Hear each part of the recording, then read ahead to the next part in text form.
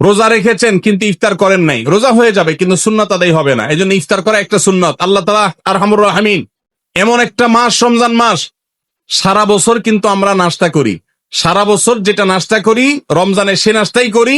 পার্থক্য হলো সারা বছর নাস্তা করি সকালে, রমজানে নাস্তা করি সন্ধ্যায়। মানুষ দীর্ঘ সময় না খেয়ে থাকার পরে যে খাবার খায় সেটাকেই ব্রেকফাস্ট বলে, সেটাকেই নাস্তা বলে। আরবিতে যে ইফতার বলা হয়, এই ইফতার শব্দের অর্থ কিন্তু নাস্তা। ইফতার শব্দের অর্থ কি? নাস্তা।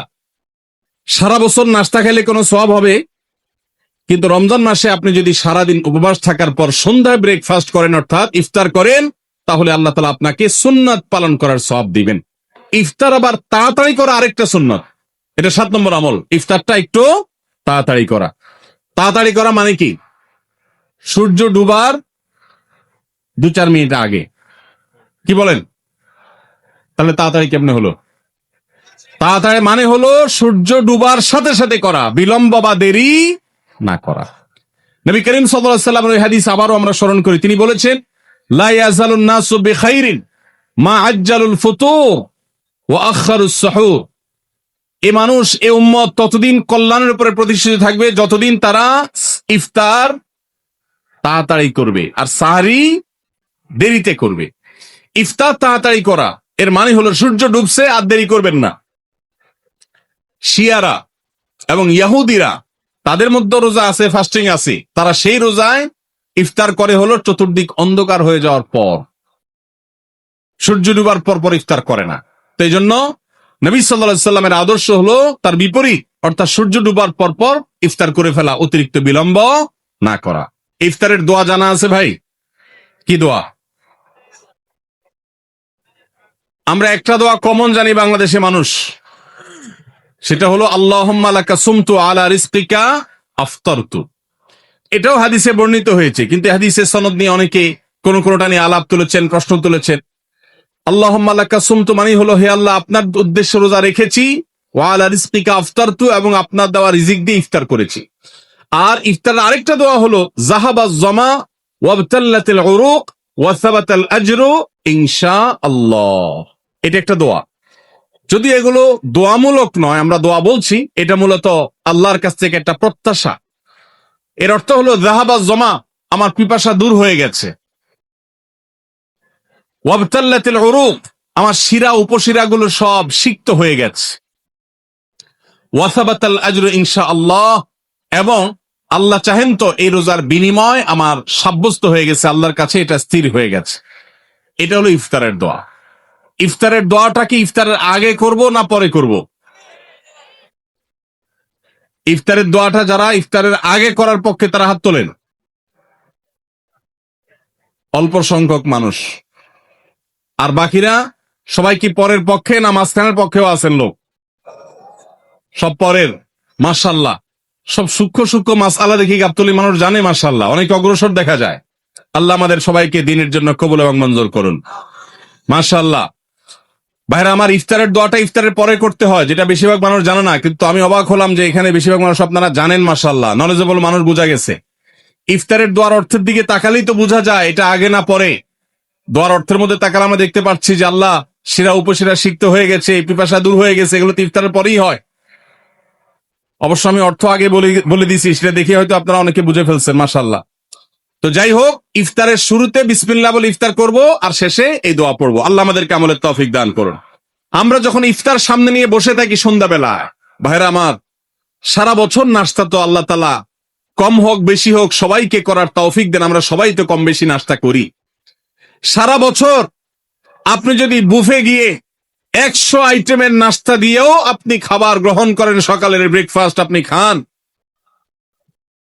ইফতারের সময় মাত্র 2-4টা আইটেম নিয়ে বসে থেকে আজানের জন্য, সূর্য ডুবার জন্য যে অপেক্ষা করেন, ওই অপেক্ষার সময় যে অবর্ণনীয় স্বাদ আর তৃপ্তি পাওয়া যায়, পৃথিবীর সমস্ত খাদ্য গ্রহণের মধ্যেও এই তৃপ্তি বা স্বাদ নাই।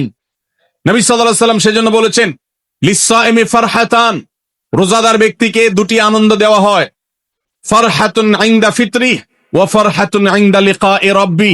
একটা আনন্দ হলো ইফতারের সময়, অবর্ণনীয়, ভাষায় প্রকাশ করবার অযোগ্য, কি ভালো লাগা কাজ করে ইফতারের জন্য আমরা বসে আছি, খাবার সামনে আছে রকমারি, শীতল শরবত সামনে আছে, রকমারি খাবারের পসরা সাজানো আছে টেবিলে, দস্তরখানে, এদিকে পেটে ক্ষুধাও আছে, কিন্তু আমরা মিনিট গুনছি, আমরা সময় দেখছি, ঘড়ির দিকে তাকিয়ে আছি সূর্য কখন ডুববে। সূর্য ডুবেছে আর সাথে সাথে আমরা ইফতার করছি। এই যে আল্লাহর নির্দেশের অপেক্ষা, ইসলাম রোজার মাধ্যমে আমাদেরকে সেই শিক্ষাটা দিতে চায়। রোজা আমাদের সাথে সেই কথা বলে যে দেখো, তুমি জীবনে বিরত থাকতে শিখো, গোটা পৃথিবী তোমাকে ভোগ শিখাবে, ইসলাম তোমাকে ত্যাগ শিখাবে, ইসলাম তোমাকে কন্ট্রোল করা শিখাবে। আমাদের তরুণদের চরিত্রকে নষ্ট করবার জন্য, তাদেরকে নানাভাবে উস্কানি দেওয়ার জন্য, বিনোদনের নামে, নিউজের নামে, বিজ্ঞাপনের নামে, বিভিন্ন নামে অশ্লীল নানা দৃশ্য, খোলামেলা দৃশ্য তাদের সামনে দেখানো হয়, ভোগের আহ্বান করা হয়। ইসলাম বলে, হে মুসলিম তরুণ, তোমার চোখের এরিয়ার মধ্যে কোন পরনারী, কোন সুন্দরী নারী পড়ে গেছে, তুমি আঁচ করতে পেরেছ, সাথে সাথে তোমার দৃষ্টিকে তুমি নিয়ন্ত্রণ করো, অবনত করো। কুল্লিল মুমিনিনা ইয়াগুদ্দু মিন আবসারিহিম ওয়া ইয়াহফাযু ফুরুজাহুম। আল্লাহ বলেছেন, হে রাসূল বলে দিন ইমানদার পুরুষদেরকে তারা যেন তাদের চোখগুলোকে নামিয়ে রাখে, তাদের সম্ভ্রমকে তারা সংরক্ষণ করে। মনে রাখবেন, যা খুশি তা করতে পারা এটা যোগ্যতা নয়। নিজেকে নিয়ন্ত্রণ করলাম, যা খুশি তা করব না, এর নাম হলো যোগ্যতা। ডায়রিয়ার রোগী ডাইরেক্ট হয়ে যায়, যা খুশি যে করে, নিজের মন যেদিকে তাকে নাচায় সেদিকে নাচে, এই লোকটা অসুস্থ মানুষের মতো। আর মুসলিম যুবক, মুসলমান মানুষ, নারী পুরুষ, সে নিজেকে নিয়ন্ত্রণ করে। আল্লাহ এটা হারাম করেছেন, আমার মন চায়, চাইলেই আমি সেটা নিতে পারি, কিন্তু আমি নেব না। আমি একটা জিনিস ধরতে পারি, আল্লাহ হারাম করেছেন, সেজন্য আমি ধরবো না। এই শিক্ষাটা রমজান আমাদেরকে দেয়। অতএব রমজানের সবচেয়ে গুরুত্বপূর্ণ আমল হলো এই 10 নম্বর আমল, সেটা হলো পাপাচার বর্জন করা। নবী সাল্লাল্লাহু আলাইহি সাল্লাম বলেছেন, যে ব্যক্তি রমজানে রোজা রাখলো আর পাপাচার বর্জন করলো না, তাহলে এই রোজা রাখার উপোস থাকার ভিতরে কোনো পার্থক্য নাই। আল্লাহ আমাদের সবাইকে রমজান মাসে রোজা থেকে সকল হারাম, সকল নাজায়েজ কাজ, সকল গুনাহের কাজ ছাড়ার তৌফিক দান করুন, বলুন আমিন। মনে রাখবেন, রোজা শুধু পেটের হয় না, রোজা চোখের হয়, রোজা কানের হয়, রোজা হাতের হয়, রোজা মুখের হয়, রোজা শরীরের প্রত্যেকটা অঙ্গ প্রত্যঙ্গের হয়। একজন মানুষ যখন তার পুরো শরীরে রোজা করে, সে যখন সকল অঙ্গ প্রত্যঙ্গ দিয়ে আল্লাহর আনুগত্য করে, আল্লাহর নাফরমানি থেকে বেরিয়ে আসে, তখন সে সত্যিকারের রোজাদার হয়। আর যে শুধুমাত্র দিনের বেলায় পানাহার বর্জন করে, যৌনাচার বর্জন করে, আর সমস্ত পাপাচার অপকর্ম সে যথারীতি অন্য সময়ের মতো রমজান মাসেও করে, এই রোজাদার পেটের রোজা রেখেছে, কিন্তু তার শরীরের অন্য অন্য অঙ্গ প্রত্যঙ্গ গুলো আল্লাহর কথা শুনে নাই, সো সেগুলো কিন্তু রোজা রাখে নাই। এই রোজা আল্লাহর কাছে মাকবুল এবং গ্রহণযোগ্য রোজা হতে পারে না। অতএব আমরা রমজান মাসে সব ধরনের গুনাহের কাজ বর্জন করবো তো ইনশাআল্লাহ। প্রিয় ভাইরা আমার, রোজা কিন্তু আমাদের সাথে কথা বলে। রোজার ভাষা আমরা অনেকে জানি না, কি বলে সেটা অনেকে বুঝি না, কিন্তু রোজা আমাদের সাথে কথা বলে। কি কথা? সিয়াম শব্দের অর্থ, আমরা যেটাকে রোজা বলছি সেটা কোরআনের ভাষায় বলা হয় সিয়াম, হাদিসে বলা হয়েছে সেটাকে সওম বা সিয়াম। এই সওম বা সিয়াম একই শব্দ, এর অর্থ হলো বিরত থাকা। এর অর্থ হলো কি ভাই? বিরত থাকা, ব্রেক দিতে জানা।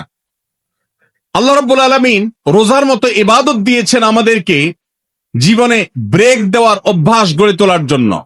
আমরা যেন ব্রেক দিতে শিখি, আমরা যেন থামতে শিখি, আমরা যেন নিজেদেরকে নিয়ন্ত্রণ করতে শিখি।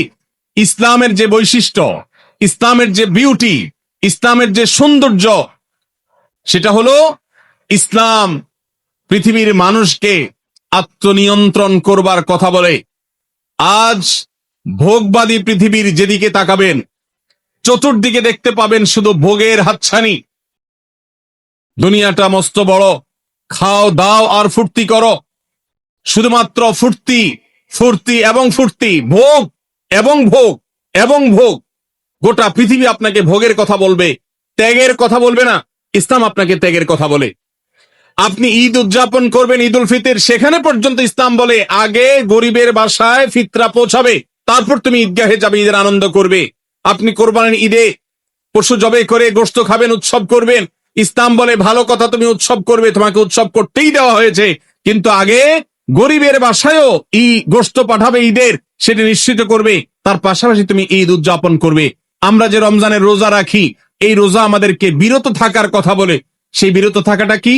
সেটা হলো আমরা যখন রোজা রাখি, আমাদের পিপাসা হয়, আমাদের ক্ষুধা লাগে, পিপাসা হয়, আবার হাতের সামনে হয়তো পানিও আছে, আমার ক্ষুধা লাগে, হাতের সামনে হয়তো খাবারও আছে, কেউ দেখছেও না, সিসি ক্যামেরাও নেই, বদ্ধ রুমে কক্ষের মধ্যে, কিন্তু আমি রোজাদার।